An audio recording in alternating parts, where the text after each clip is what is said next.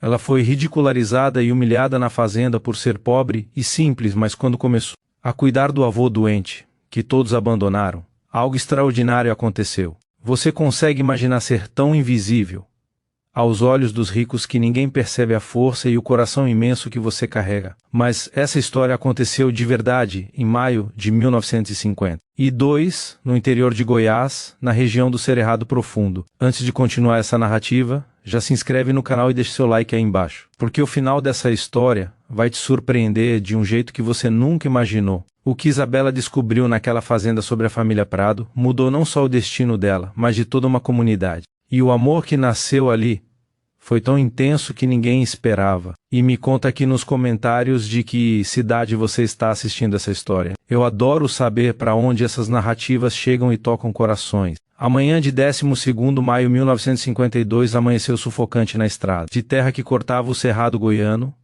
como cicatriz vermelha na pele ressecada da terra. O sol ainda subia no horizonte, mas o calor já pressionava o ar, fazendo ondas de calor dançarem sobre o chão empoeirado. O céu era de um azul tão intenso que machucava os olhos olhar diretamente. Não havia uma única nuvem para oferecer alívio. O cheiro era de capim seco, queimado pelo sol inclemente, de terra vermelha quente, de ar parado, sem promessa de chuva. Isabela dos Santos caminhava devagar pela beira da estrada, cada passo levantando pequenas nuvens, doeira que grudavam na pele suada, nas roupas gastas, nos cabelos presos, em coques simples. Ela tinha 24 anos, mas o cansaço nos ombros e a expressão séria no rosto faziam parecer mais velha. O vestido de algodão desbotado, que um dia fora azul claro, agora está cinza de tanto lavar, com remendos discretos nos cotovelos e na barra. As mangas compridas protegiam os braços do sol, mas faziam o calor ficar ainda mais insuportável. Os sapatos velhos, de couro rachado, apertavam os pés inchados. Uma pequena mala de papelão, amarrada com barbante, pendurava no ombro direito, carregando tudo o que ela possuía no mundo. Isabela não era bonita no sentido convencional que as revistas de cidade mostravam. Não tinha a pele clara e rosada das moças ricas, nem os cabelos perfeitamente ondulados, mas tinha algo mais profundo. Os olhos castanhos escuros carregavam uma intensidade que forçava as pessoas a prestarem atenção. Eram olhos que tinham visto dor demais, perda demais, mas ainda guardavam centelha de esperança teimosa que se recusava a morrer. O rosto tinha traços delicados, maçãs do rosto salientes, queixo determinado, boca firme que raramente sorria, mas quando sorria transformava tudo. As mãos eram calejadas de trabalho duro, unhas curtas e limpas, mãos que sabiam cuidar, que sabiam curar, que sabiam segurar alguém com firmeza quando necessário. A vida de Isabela tinha sido simples até 3 anos atrás. Ela cresceu em Palmeira dos Santos, vilarejo minúsculo, 40 quilômetros ao sul dali, filha de Sebastião e Joana dos Santos. O pai era meieiro, trabalhava terra alheia, plantando milho e feijão, dividindo colheita pela metade com o dono. A mãe costurava para fora, fazia roupas simples para as famílias da região, bordava enxovais de noiva com paciência infinita e mãos mágicas. Isabela era filha única. A mãe tinha perdido 3 bebês antes dela, e 2 depois, todos nascidos mortos ou morrendo nos primeiros dias. Isabela sobreviveu e por isso foi tratada como um milagre precioso. Cresceu ajudando a mãe com costura, aprendendo pontos delicados, aprendendo paciência, aprendendo que trabalho bem feito valia mais que trabalho rápido. Aprendeu também a cuidar de pessoas. Quando tinha 14 anos, o pai caiu de uma árvore e quebrou a perna. Ficou de cama 3 meses. Isabela cuidou dele junto com a mãe. Limpou feridas, trocou ataduras, preparou remédios de ervas que a avó tinha ensinado, velou noites quando a febre vinha. O pai sobreviveu, mas a perna ficou torta. Nunca mais conseguiu trabalhar na roça como antes. A família passou dificuldades maiores ainda. Isabela tinha 16 anos quando começou a trabalhar como empregada doméstica na casa de Dona Eulália, viúva rica, que morava na única casa de 2 andares da vila. O trabalho era pesado. Acordava às 5 amperes manhã, varria a casa inteira, lavava roupa. No tanque, passava com ferro de brasa, cozinhava, limpava, servia. Dona Eulália era exigente e fria, mas pagava certinho no fim do mês. Isabela entregava todo o dinheiro para os pais, ficava apenas com algumas moedas para comprar sabonete ou fita para o cabelo. Foi trabalhando naquela casa que Isabela conheceu Tomás. Ele era sobrinho de Dona Eulália, vinha da capital visitar a tia 2 vezes por ano. Tinha 26 anos. Estudara em escola boa, usava roupas bem cortadas, falava bonito.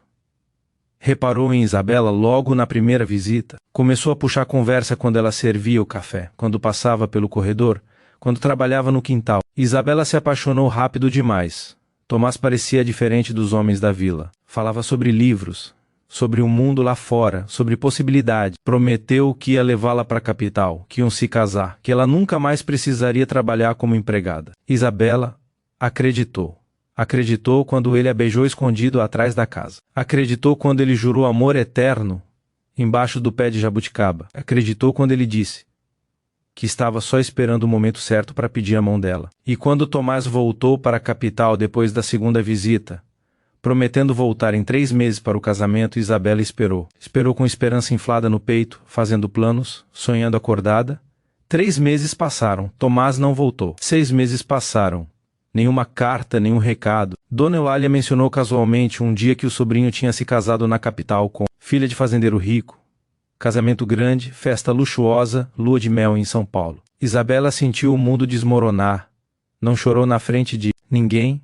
Guardou a dor fundo no peito onde ninguém pudesse ver. Continuou trabalhando, continuou vivendo, mas algo dentro dela morreu naquele dia. A capacidade de confiar facilmente, de acreditar em promessas bonitas, de sonhar com finais felizes. Foi nessa época que a mãe começou a ficar doente. Primeiro foi tosse seca que não passava, depois falta de ar, depois dor no peito, depois sangue na tosse. O médico da vila examinou e balançou a cabeça com expressão sombria.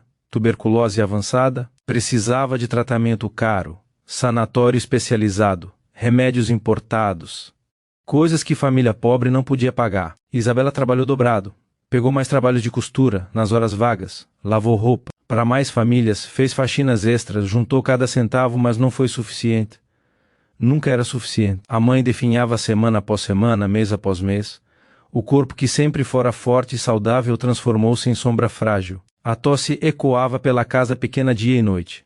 O sangue manchava os lenços que Isabela lavava e lavava tentando apagar as evidências da doença que roubava a vida da mãe centímetro por centímetro. Joana dos Santos morreu numa manhã fria de junho de 1950 com Isabela segurando a mão dela. As últimas palavras foram pedido de desculpas por deixar a filha sozinha, por não ter força para continuar. Isabela sentiu algo quebrar dentro dela naquele momento. Não foi quebra dramática com barulho e estilhaços. Foi quebra silenciosa, profunda, definitiva. A sensação de que perdeu a única pessoa no mundo que realmente a amava sem condições, sem julgamentos, sem esperar nada em troca. O pai sobreviveu. A esposa por apenas 8 meses. O coração simplesmente parou de bater uma noite. Isabela acordou de manhã e encontrou ele frio na cama. Morreu dormindo. Disseram sem dor.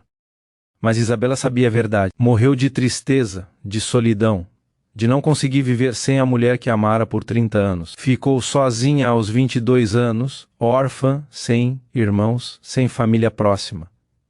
Os tios paternos tinham mudado para outro estado anos atrás. As primas da mãe eram casadas e com famílias próprias, sem espaço ou vontade de acolher parente pobre. E Isabela vendeu os poucos móveis que os pais tinham, pagou as dívidas que ficaram, guardou 3 fotografias amareladas e o terço da mãe. Era tudo o que restava de uma vida inteira. Continuou trabalhando para Dona Eulália por mais um ano. Morava num quartinho minúsculo nos fundos da casa. Acordava antes do sol. Dormia quando a lua já estava alta. Não tinha vida além do trabalho, não tinha amigos de verdade. As outras empregadas da vila a invejavam por ter trabalho fixo em casa de gente rica. As moças da sua idade a evitavam porque não tinha família respeitável, porque tinha sido enganada por homem da capital, porque carregava ar de tristeza que afastava conversas leves e risadas fáceis. Foi em abril de 1952 que tudo mudou de novo. Dona Eulália chamou Isabela na sala. Gesto incomumente colocou alarmes disparando na cabeça dela. A patroa estava sentada na poltrona de veludo verde, mãos cruzadas no colo, expressão indecifrável. Isabela, começou ela, com voz formal, que não combinava com a intimidade forçada de anos trabalhando juntas. Preciso te comunicar uma decisão. Meu filho está voltando da capital para morar aqui e vai trazer a esposa e os 3 filhos. Vão precisar da casa inteira. Não vai ter mais espaço para a empregada morando dentro. Você vai ter que procurar outro lugar. Isabela sentiu o chão sumir debaixo dos pés. Mas Dona Eulália Começou ela com voz que tentou manter firme, mas saiu trêmula. Eu trabalho aqui há 8 anos. Sempre fiz tudo certinho, nunca reclamei e nunca faltei. A patroa suspirou com impaciência. Eu sei disso, Isabela. Você é boa trabalhadora, mas as circunstâncias mudaram. Não posso fazer nada. Vou te dar 2 semanas para você se organizar e, como compensação, vou te recomendar para conhecidos meus que estão precisando de empregada. Isabela perguntou com esperança minúscula na cedo. Para onde? Dona Eulia ajeitou os óculos no nariz. Uma família importante na região está precisando de cuidadora para o patriarca idoso que ficou doente. Salário bom, moradia incluída. Achei que você seria perfeita para a função. Considerando sua experiência cuidando do seu pai quando ele esteve acamado, Isabela quis saber mais. Que família? Dona Eulália levantou, sinal claro de que a conversa tinha acabado. Família Prado. A fazenda Esperança do Alto fica a 60 quilômetros daqui. Já mandei carta recomendando você. Eles aceitaram. Você começa em 2 semanas. Isabela não teve escolha, não tinha outro emprego, não tinha outro lugar para ir, não tinha dinheiro guardado para alugar quarto em outra cidade. Aceitou com resignação pesada, assentando nos ombros. Passou as 2 semanas seguintes terminando trabalhos pendentes, lavando e passando as próprias roupas remendadas, arrumando a malinha de papelão. Dona Eulália deu papel escrito à mão com instruções de como chegar à fazenda. Pegue a estrada principal rumo ao norte. Quando passar pela Capela de São José, vire à direita na estrada de terra mais 20 quilômetros. A fazenda é única naquela região, com porteira de ferro trabalhado. Na manhã de 12 de maio, Isabela se despediu da vila onde cresceu. Não tinha ninguém para se despedir de verdade. As vizinhas acenaram educadamente das janelas. O vendeiro desejou boa sorte. O padre benzeu ela rapidamente, depois da missa, e Isabela começou a caminhar. Não tinha dinheiro para charrete ou carroça. Ia a pé mesmo, 60 quilômetros. Calculou que conseguiria fazer em 2 dias. Se caminhasse desde o amanhecer até o anoitecer. Dormiu a primeira noite, embaixo de árvore grande na beira da estrada, usando a mala como travesseiro, o chale como cobertor. Dormiu pouco. Os sons da noite assustavam, grilos cantando alto demais, vento gemendo. Entre as folhas, animais se movendo no mato próximo, mas nada aconteceu. Amanheceu viva e inteira. O segundo dia de caminhada foi mais difícil. Os pés formaram bolhas dolorosas que estouram e viraram feridas abertas. O sol queimava sem piedade. A água no cantil velho que trouxera acabou ao meio-dia. A sede apertou a garganta. A fome roía o estômago. Só tinha trazido 3 pães e pedaço de queijo que comeu no primeiro dia, pensando que encontraria onde comprar mais pelo caminho. Mas a região era isolada demais.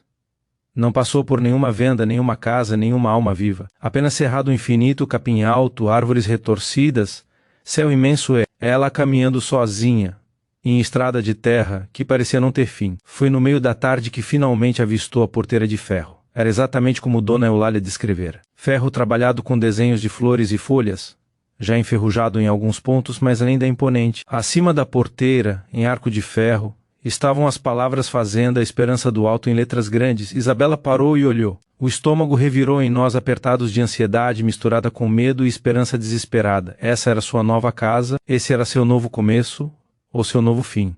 Não sabia ainda qual dos dois. Empurrou a porteira, que gemeu nos gonzos enferrujados, e começou a subir a estrada interna. A fazenda se revelava aos poucos, conforme ela caminhava. Pastos enormes de cada lado da estrada.